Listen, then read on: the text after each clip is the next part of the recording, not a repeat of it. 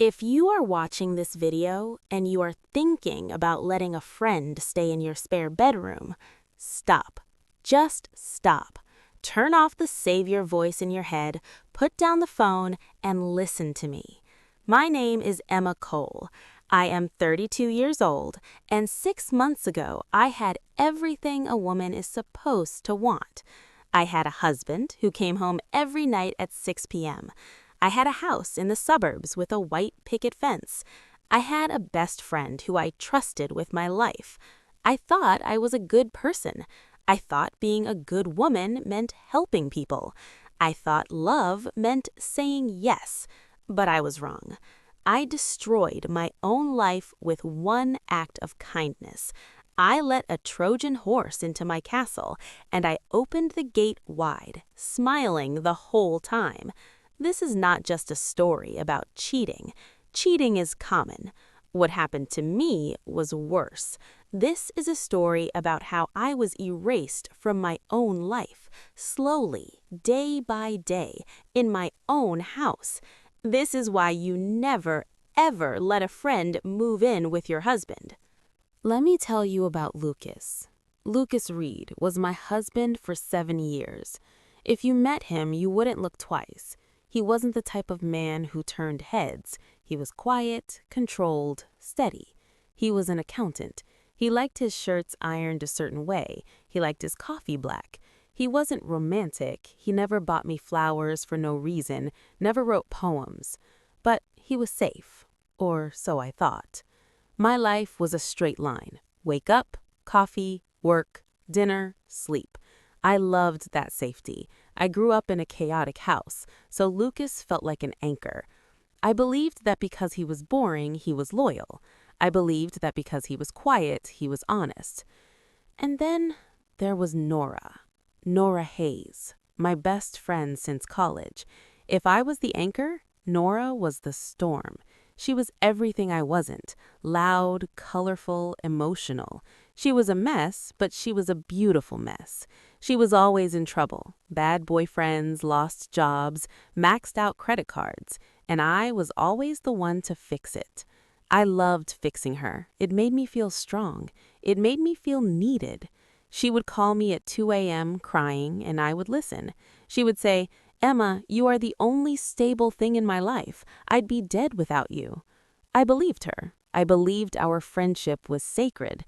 I didn't know that some people don't want to be saved. They just want to drag you down into the water with them. It started on a Tuesday, a rainy Tuesday. Nora called me. She wasn't just crying, she was screaming. "Emma, I lost the apartment. My boyfriend kicked me out. I'm on the street. I have nowhere to go." My heart broke, literally cracked open. Without thinking, my mouth moved. The habit of saving her took over. "Come to us," I said, "just for a while, until you get back on your feet." When I hung up, I told Lucas. I remember this moment perfectly. He was sitting in his armchair, reading on his iPad. He looked up and he paused. He frowned. "For how long, Emma?" he asked. "Just a few weeks," I promised. "She just needs a break." He sighed. He took off his glasses and rubbed his eyes. "Okay, if it means that much to you." At the time, I thought he was being kind. I thought he was making a sacrifice for me. Now, looking back, I realized something terrifying. He wasn't reluctant. He was calculating. Or maybe he was just passive. See, that's the thing about passive men. They don't create the chaos, but they leave the door unlocked for it. I moved Nora into the guest room. I put fresh flowers on the nightstand. I put fresh towels on the bed. I made her feel welcome. I didn't know I was preparing the bed for my replacement. The first week was fun. It felt like a sleepover. Nora was on her best behavior. She cleaned the kitchen. She cooked lasagna. She hugged me constantly. "I don't know what I'd do without you," she said. "You and Lucas are saints." But by the third week, the atmosphere shifted. It wasn't a big explosion. It was subtle, like a gas leak. You don't smell it until you're already poisoned. It started with boundaries. One morning, I walked into the kitchen and Nora was wearing my favorite silk robe, the one Lucas bought me for our anniversary. She was drinking coffee, laughing at something Lucas said. I froze. "Oh," she said, smiling. "I hope you don't mind, Em. All my clothes are dirty. We're like sisters, right? What's yours is mine." I forced a smile. Right, sisters. But my stomach turned. Then she stopped asking. She used my perfume, my expensive Chanel perfume. I would smell it in the hallway, floating in the air like a ghost. Then she started claiming space. In the evenings, I usually sat next to Lucas on the sofa to watch TV, but Nora started getting there first. She would sit in my spot, curling her legs up, leaving no room for me. I had to sit in the armchair across the room. I watched them. She laughed at everything he said. Lucas was an accountant. He wasn't funny, but Nora laughed like he was a comedian. She touched his arm when she laughed. And Lucas, the steady, quiet, boring Lucas, he lit up. He started coming home earlier. He started talking more, but not to me, to her. He would say, "Nora has such an interesting perspective on things," or "Nora thinks we should try that new Thai place." Nora thinks, Nora says, Nora wants. I was becoming a ghost in my own house, the third wheel in my own marriage.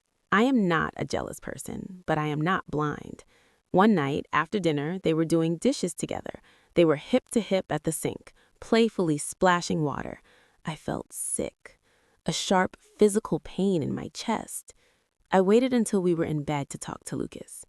"Lucas," I whispered, "is something going on? You and Nora, you seem very close." He turned his back to me.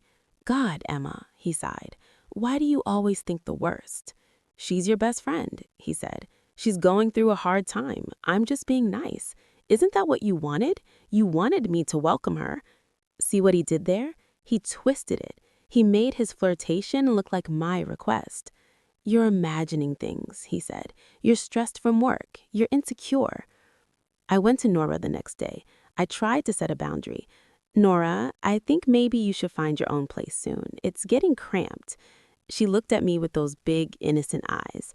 "Emma, are you kicking me out?" she cried. "I thought you loved me." "Lucas said you've been acting weird lately. He's worried about your mental health." My blood ran cold. Lucas said. They were talking about me, behind my back, in my house.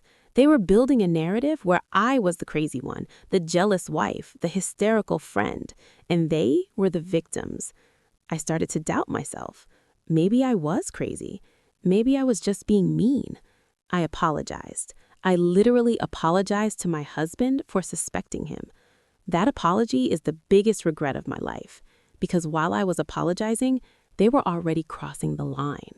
A week later, it was a Wednesday. I left work early because I had a migraine. My head was pounding. I drove home. I didn't text Lucas. I just wanted my bed. When I pulled into the driveway, Lucas's car was there. That was odd. It was 2 p.m. I unlocked the front door. The house was quiet. Too quiet. But it wasn't an empty silence. It was a heavy silence. The kind that hides something. I walked up the stairs. The carpet muffled my footsteps. My bedroom door, the master bedroom, was closed. I stood there for a moment, my hand hovering over the handle. My intuition was screaming at me, "Don't open it. If you open it, your life is over." But I had to know. I turned the handle. It was unlocked. I pushed the door open. For a second, time stopped. You know in movies they use slow motion? It really happens. Nora screamed, a sharp, ugly sound. She grabbed the sheet, my white duvet cover, and pulled it up to her neck. Her face went pale. And Lucas? He didn't scream. He didn't jump. He was sitting on the edge of the bed, naked. He looked at me, and do you know what I saw in his eyes?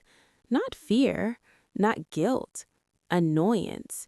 He looked annoyed that I had come home early. He slowly picked up a towel from the floor and wrapped it around his waist. Calm, so calm. I felt like the floor was disappearing under my feet. "I trusted you," I whispered. My voice sounded like a child's. "Both of you." Nora started crying immediately, the waterworks. "Emma, please, it's not what it looks like.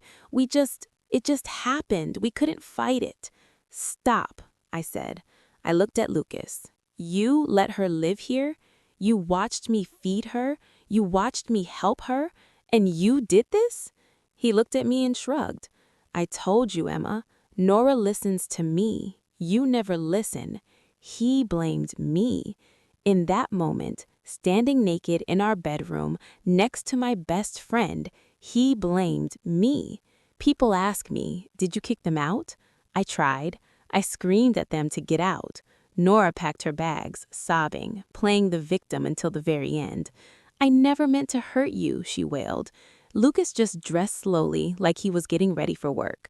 But that night, after they left, the house felt empty.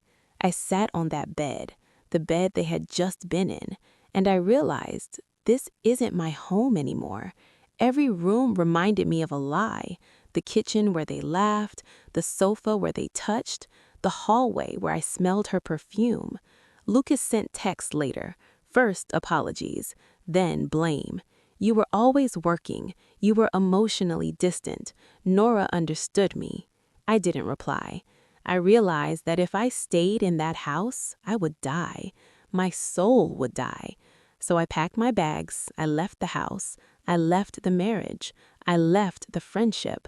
I walked away from the life I spent 7 years building. It wasn't fair. I was the good one. Why did I have to leave? But peace? Peace is more important than fairness.